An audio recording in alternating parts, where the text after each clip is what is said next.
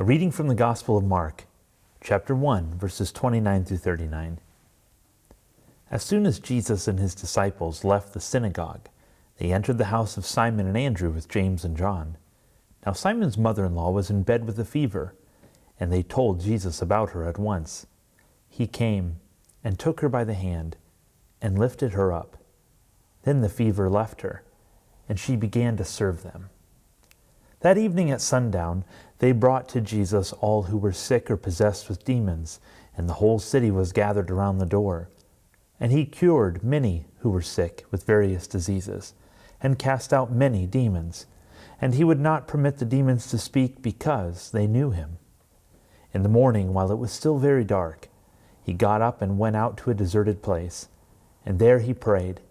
And Simon and his companions hunted for him. When they found him, they said to him, "Everyone is searching for you." Jesus answered, "Let us go into the neighboring towns, so that I may proclaim the message there also, for that is what I came out to do." And he went throughout Galilee, proclaiming the message in their synagogues, and casting out demons. This is the word of God for the people of God. Thanks be to God. I had never met Jim face to face until one night when there was a major plumbing problem in the church I had served in Washington. Jim was there along with others at their weekly AA meeting, and all of a sudden water started to come out of the bathroom into the social hall, but when they went to the bathroom the water was about up to their ankles. And so they stopped the meeting, they started to do some plumbing, and then Jim called me to tell me what was going on. So I went over to the church and helped them mop up all the mess. And afterwards, Jim and I were sitting around the mop buckets, and Jim started to tell me his story and how he came to lead the meeting that he was just at for over a decade. Jim was in his 20th year of sobriety. Prior to that, he had spent many, many years wasting his life, breaking up relationships because of his addiction to drugs and alcohol. He spent a lot of time and money learning difficult lessons, he said. And then when he hit rock bottom, he said he found God's grace in weekly AA meetings that he went to regularly. And he started working through the 12 steps of Alcoholics Anonymous, of Narcotics Anonymous. Little by little, he started to experience recovery. He started to find some healing in his life. He admitted his wrongs, he listed his grievances, he made amends with people that he had hurt. And he kept on doing this day after day, week after week, year after year, admitting his powerlessness, praying to God, going to meetings. And then after a while of doing this work, Jim said he came to the 12th step of AA. The 12th step is often talked about as the final step, but it really kind of takes you back in to all the rest. The 12th step is where you go back into the community and help others who are struggling as well. The 12th step says this: having had a spiritual awakening as the result of these steps, we tried to carry this message to alcoholics and to practice these principles in all our affairs. This step, Jim said, led him into starting to sponsor other people in recovery. Jim said he would never turn people away no matter how hopeless they seemed. He would always answer their phone no matter what time. He would always answer his phone no matter what time of night it was, no matter where he was, to help people that were in recovery. And eventually this led Jim to start the meeting that he was leading that night at that church. For Jim and for many others, recovery from addiction was a lot of things. It was a way that they themselves experienced healing in their relationships, in their inner self, even in their finances. But more than that, it also gave them a purpose and a calling. It allowed Jim and others to spread the word of recovery, to come alongside those who were suffering with a kind of suffering that they knew very well. Finding healing in recovery enables people to participate in other people's healings. And this creates a special kind of community, a kind of community where people can come who are wounded, and where people who have been wounded can help other people.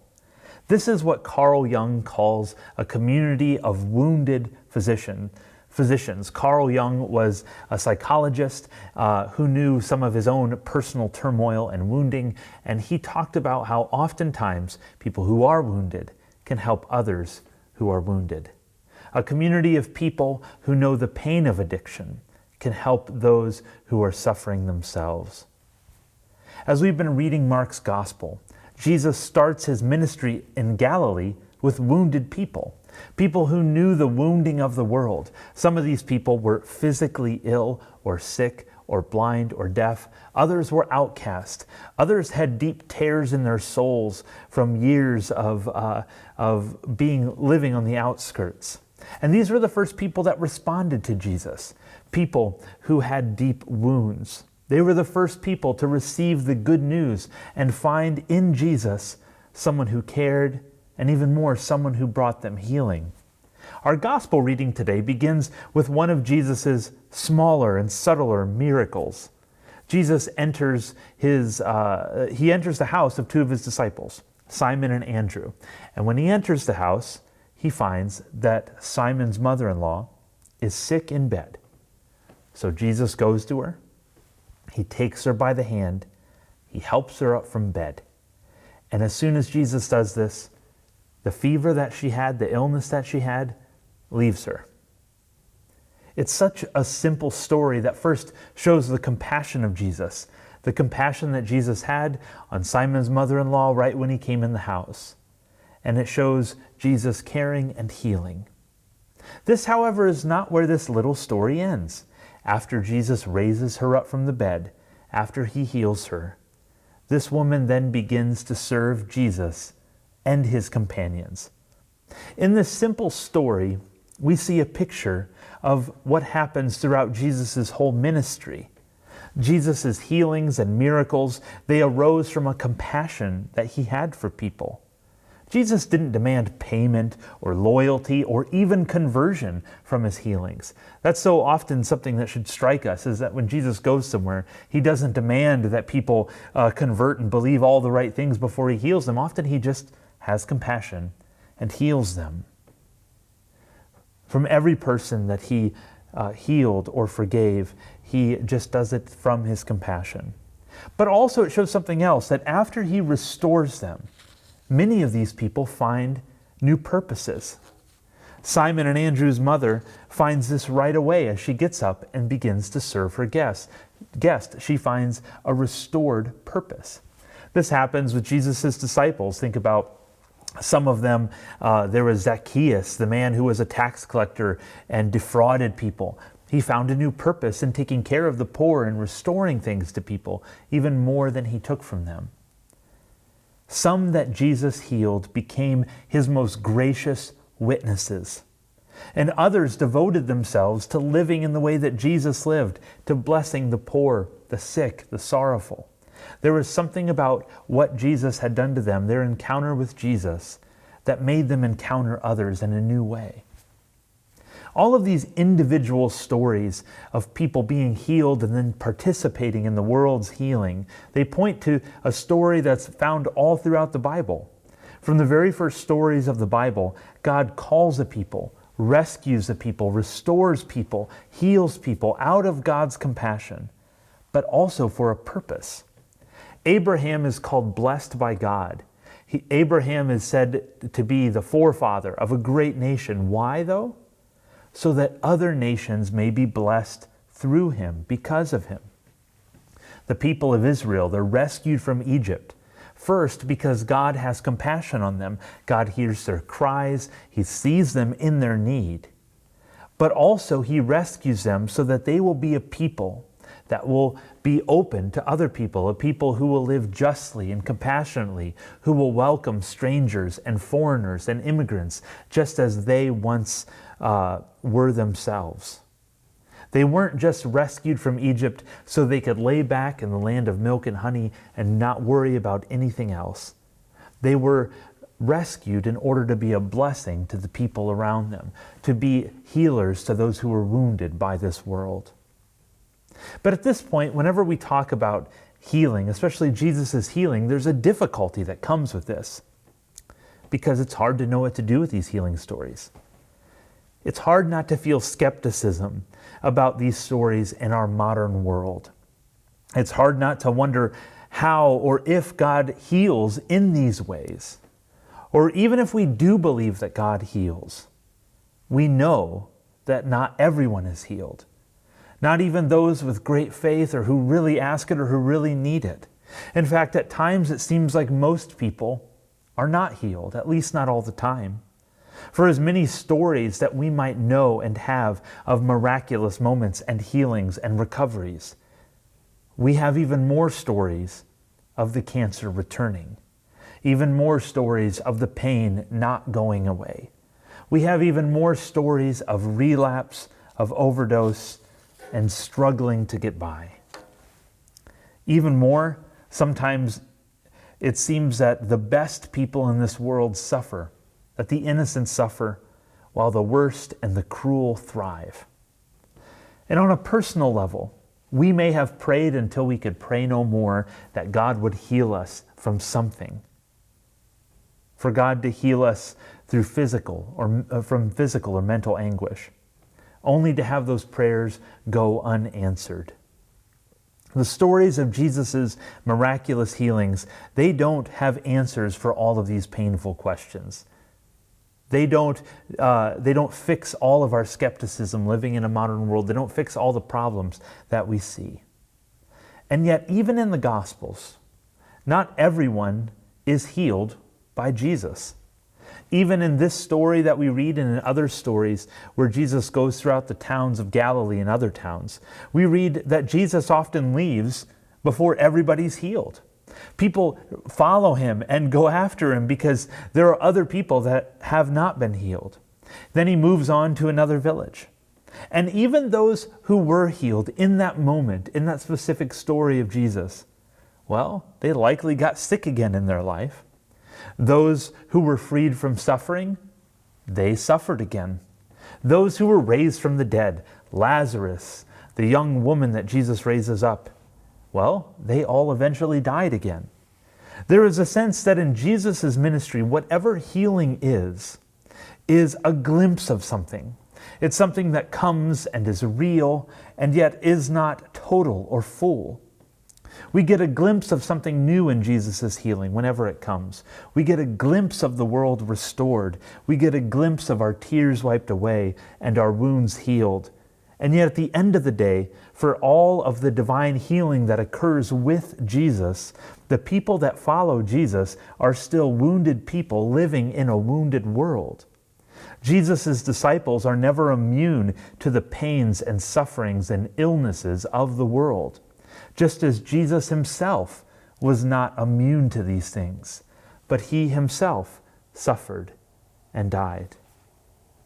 One of the early church fathers, St. Jerome, who lived a few hundred years after Jesus, he recognized this problem when he was writing about this passage that we read today. He knew that not everyone would be healed like Simon and Andrew's mother-in-law. And yet he said that didn't make anyone less than another person. He said, for those who can't quite reach Jesus' hand and get out of bed, like Simon's mother-in-law, he said that's okay because you can hold on to Jesus' feet. He said for the one who can't welcome Jesus standing up and anoint his head, that's okay because if we are bowed down to the ground, we could grab his feet and anoint them with our tears. Therefore, he says, let us keep on reaching out our hands so that the Lord may grasp it and our fever flees and we may get up and serve. So even for those who cannot get up or have not been lifted up, there is still dignity. The stories of healing that we read in the Gospels and the ones that we experience in our own lives to greater or lesser extents, these remind us that Jesus created something new in the world when he came. He created a place not only where healing was possible, but also a place for those even who are not healed, where they find dignity and purpose, a place where they find a calling, where they are raised up to take part in the greater healing of the world. Whatever healing we find in our bodies or our souls, be it small or great, it can be used for the healing and service of others. This has been a year when most of us have been cast down on our beds at some point, whether it was actual illness that we struggled with, maybe we were in the hospital for a while, maybe we suffered from anxiety or depression or something else. None of us quite felt like ourselves this year. None of us were truly at ease with everything. And yet, even in these moments, I have seen how even those times God has used people for the healing of others. I've seen numerous individuals go from needing help and assistance to helping others. Maybe they came because their rent was due and they didn't have money, but then the next month they were helping out someone else. I've seen people who have needed prayer and comfort call others to give them prayer and comfort too. These are all things that can happen even in difficult times. After a hard year, we're now in a place though where we're starting to feel like we're getting out of bed, right? We're starting to feel like we have some hope for healing.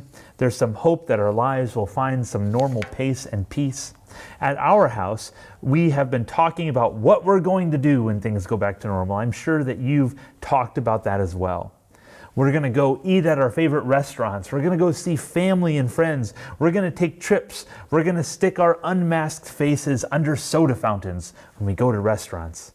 Well, maybe we won't do that, but we will do things.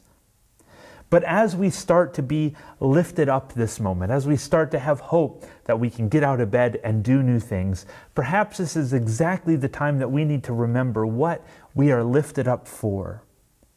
Not just for our sakes, not just for the sake of enjoying life, but for the sake of others, to take part in God's healing in the world. Jesus reaches down and grabs our hand so that we can stand up. God is compassionate, so that we can find our footing, and also so that we can help others to do the same. As life begins to move from ebb to flow, as we resume in-person worship, as we start to breathe easier, as we find some freedom again, let us remember our call and our purpose to be a community of healers, wounded physicians, a community where all can have dignity, where all can have a purpose, regardless of how much they can or can't do, regardless of how much healing they've received or how far along they are in recovery. You have a place here where we can be a community whose hand is both always outstretched towards Christ and also toward others. As the stained glass on the side of our church portrays, the woman holding on to Christ, but also with her hand out toward others as the waves beat against the rock. Let us be a community of healing.